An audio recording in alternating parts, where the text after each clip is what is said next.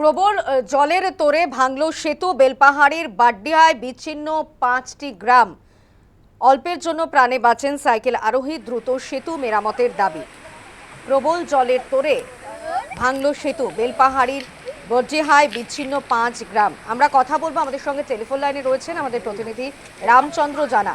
রামচন্দ্র, আমরা দেখতেই পাচ্ছি যে প্রবল জলের তোড়, যার জেরে সেতু ভেঙে গিয়েছে এবং বিচ্ছিন্ন হয়ে গিয়েছে 5টি গ্রাম।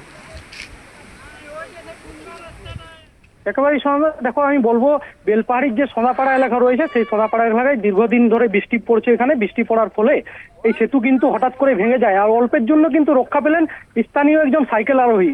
সেখানে দেখা যাচ্ছে যে স্থানীয় 5টি গ্রাম রয়েছে, 5টি গ্রামের যোগাযোগ সম্পূর্ণ বিচ্ছিন্ন হয়ে গেছে।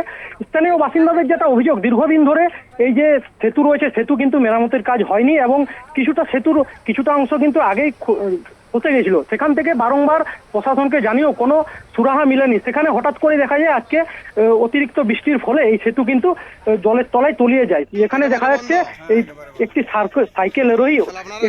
সাইকেল আরোহী কিন্তু ওই সেতুর উপর দিয়ে যাচ্ছিলেন, সেখানে অল্পের জন্য রক্ষা পেলেন। এখন দেখার যেখানে প্রশাসন কত দ্রুত এই যে সেতুকে মেরামত করে এবং কিভাবে এই 5টি গ্রামের যোগাযোগ ব্যবস্থা সম্পূর্ণরূপে আবার চালু হয়, সেদিকেই দেখার। এখন বেশ, সঙ্গে থাকো। সব বন্ধ হয়ে যাচ্ছে, বাজারপত্র সব বন্ধ হয়েছে, আমাদের দ্বিতীয় কোনো রাস্তা নেই।